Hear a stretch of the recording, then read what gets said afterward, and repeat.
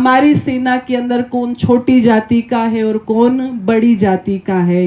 वेद के अंदर एक मंत्र आता है और उस वेद मंत्र के अंदर परमपिता परमेश्वर ये बात कहते हैं कि जो चारों आश्रम हैं, ब्राह्मण, क्षत्रिय, वैश्य और शूद्र, ये 4 वर्ण आश्रम हैं। ना ही तो कोई जन्म से ब्राह्मण होता है, ना ही कोई जन्म से शूद्र होता है, ना ही कोई जन्म से वैश्य होता है, ना ही क्षत्रिय होता है। व्यक्ति अपने कर्मों से ब्राह्मण बनता है, अपने कर्मों से वैश्य बनता है, कर्मों से क्षत्रिय बनता है और अपने कर्मों से ही शूद्र बनता है। और ऋषि दयानंद तो इतनी बड़ी बात लिखते हैं, ये मत सोचो कि ब्राह्मण के घर में कोई उसका बालक पैदा हुआ तो ब्राह्मण कहलाएगा। नहीं, जिसने कुछ पढ़ा नहीं लिखा नहीं तो वो ब्राह्मण कैसे कहलाएगा। शूद्र कौन?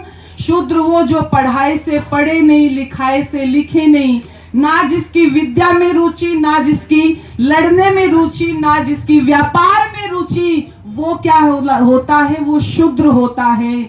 और इस शरीर को देखिए, मनुष्य के शरीर को वेद क्या कहता है?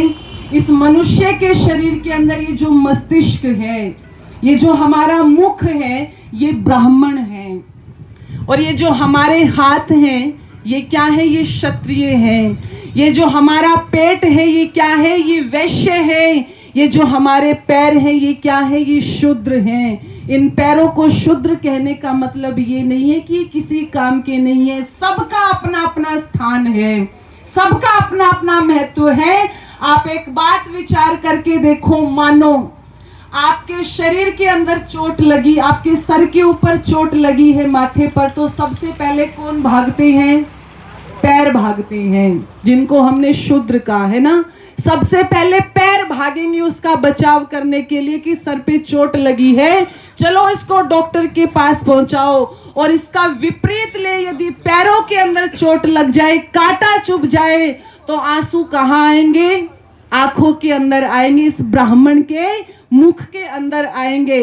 तो ये मत सोचो, ये सब एक दूसरे से जुड़े हुए हैं। इसलिए अपने जीवन के अंदर इस छोटी सी भावना को लेकर के ना चलें कि जातियां हैं, इनको हम नीचे ही दबाए रखें। इस जातिवाद ने कितना नुकसान किया है, इतिहास के पन्नों से उदाहरण देना चाहूंगी। राणा सांगा, जिन्होंने अपने जीवन के अंदर 90 से ज्यादा लड़ाइयां लड़ी और किसी भी लड़ाई में राणा सांगा हारे नहीं। उनके शरीर के ऊपर 90 दाग थे, जिससे पता लगता है कि जिन्होंने अपने जीवन के अंदर 90 लड़ाइयां लड़ी। राणा सांगा का बाबर के साथ में युद्ध हो रहा था और जब युद्ध हुआ, सूर्यास्त हो गया, तो ये नियम होता था कि सूर्यास्त के बाद में फिर युद्ध बंद कर दिए जाते थे। राणा सांगा अपने शिविर के अंदर है, बाबर अपने शिविर के अंदर है। कहते हैं बाबर बाहर निकला अपने सेनापति के साथ में, और सेनापति के साथ में बाहर निकल करके ये देखता है कि राणा सांगा की जहां पर शिविर लगे हुए हैं, अलग अलग जगहों से धुआं उठ रहा है। क्या कहीं आग लगी है? जाकर के देख करके आओ।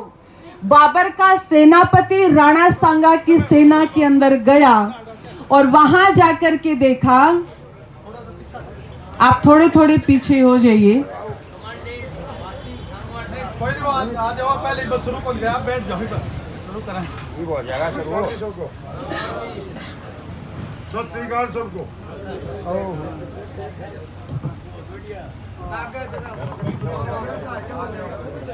मैं आप लोगों के मध्य में निवेदन कर रही थी, बाबर ने अपने सेनापति को भेजा और कहा कि देख करके आओ, अलग अलग जगह से धुआं उठ रहा है, क्या कहीं आग लग गई है। और जब सेनापति राणा सांगा के शिविर में पहुंचे और वहां की सारी स्थिति को देखा, तो आकर के एक बात कही कि महाराज, राणा सांगा के शिविर में कहीं आग नहीं लगी है, ये अलग अलग धुआं जो आपको उठता हुआ दिखाई दे रहा है, इनके यहाँ पर छोटी जाति के भी लोग रहते हैं, बड़ी जाति के भी लोग रहते हैं।